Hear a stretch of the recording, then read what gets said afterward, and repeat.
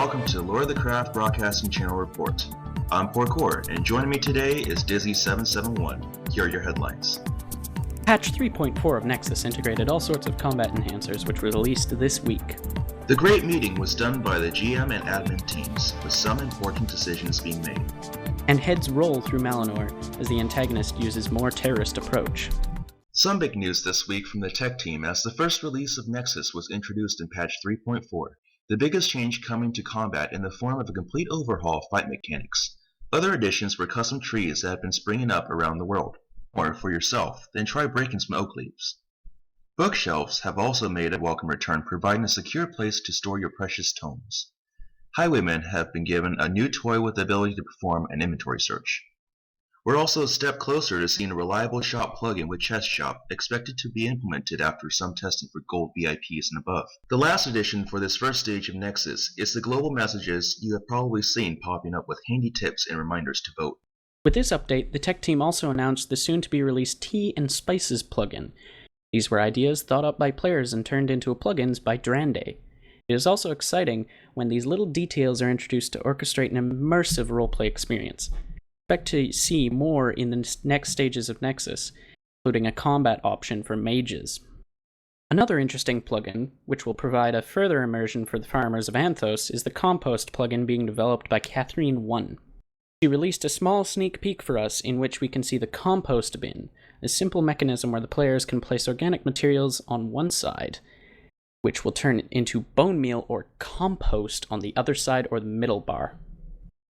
In staff news, Danny has revealed that the discussions from last week's GM meeting, which was said to be covering everything, are coming into their final stages. The staff have heard the woes of the community and are preparing to move into this next season for the server. A post detailing some of these intentions is available for perusal. The wiki is currently unable to be edited as it's shifting to a new host. There have been quite a few bugs on the current one, so Tythus is in the process of administrating this shift. For the moment, no details can be changed, but everything is still there for those who like to dig into the details. After a very long wait from the release of the map, and via some tumultuous discussion, certain regions of Anthos have been opened. Any players will be able to build in unclaimed land without seeking permission from the nation leaders. This gives the great freedom to the player base, but a number of discussions have arisen from within the community about how to best keep the server looking beautiful. The current conclusion is that we are all accountable for keeping things beautiful, and the responsibility falls upon all of us. Another little gift this week is the implementation of horses. With breeding disabled and only a limited spawn number of horses to be spawned in, will provide a fast and attractive means of traveling for all those with the means to afford it. The application team this week was reduced by a few numbers. However, with the team continuing capability, they won't be accepting any new members for quite a while. The Magic team have reconsidered domestic magic and this week announced that our application is not required to perform household chores with the aid of magic. Anyone capable of being taught the magic in roleplay may clean their dishes and dust their shelves to their magical heart's content. Those applying for Media Team will be glad to hear a purge of inactive members is underway, so stay tuned for vacancies. Event team builders have taken en masse to one single project. No one is willing to talk about the project, but the whole team is devoted to one build, and it will have to be big. Talking about size and teams, Viper has said that a couple more spots will be opening in the event team. If you have thought about being an actor or orchestrating events of all sizes, then grab an application form immediately. There has been much good news this week in the world of Anthos. Joining us today for a special report from Malinor is Jerryman. It doesn't appear to be an enjoyable time to be an elf. A gruesome sight appearing daily in the no longer peaceful forests of Malinor. Severed heads hang from chains or mounted on crude spears, an omen of a broken blessing as Malin's children discover the end to their immortality. Some warriors, others defenseless women. The marks on some evidence of torture before being decapitated and displayed as decoration. All accompanied by a note, as though their murder was being signed by the author.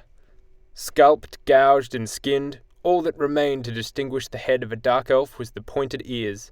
It hung from the statue of Malin with a note to the princes that left no ambiguity as to their intent.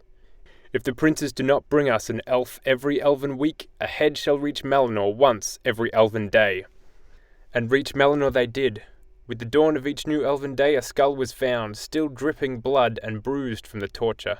A similar threat was also placed upon the Druids. Archdruid Leon was powerless against the violence as a halfling was murdered publicly within the grove. The demands the same, an elf every week or a head every day. This followed by the head of a high elf with a warning to the Silver City that they are next to be targeted by this horrendous bargain. Whether the princedom cave in to these demands and regularly sacrifice one of their own or allow the threats to continue daily, elven blood will continue to flow upon the streets of Malinor. The situation has certainly gotten this reporter worried, as it has taken every effort to avoid head puns. But if you are trying to get ahead in Malinor, better to get out. Salvis, last week raided by orcs, this week owned by them.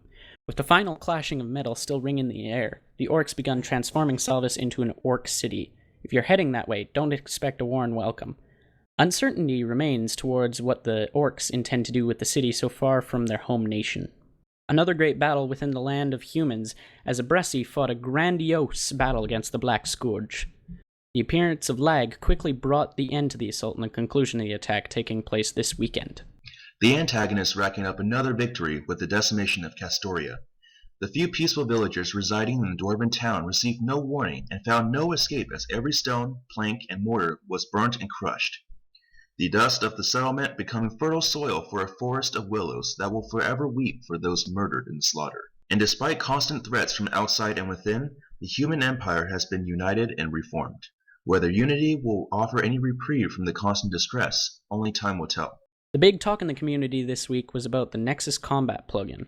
Adding complicated attacks, wait times for speed restrictions, and armor, many members of the community have voiced their discontent despite an inadequate time for testing. The tech team's ears are open for criticisms, and criticisms have been received in abundance. However, the plugin has undergone rigorous testing before it's released, and a confidence remains that with some adjustment to strategy, players will discover how much more enjoyable form of combat. However, the mobs of Anthos seem unfazed by the changes and continue to chase down players to their unfortunate demise. That's it for this week. Be here Saturday week for the next edition of the LOTC report. This was Dizzy771. And Poor Core. See you all in Anthos.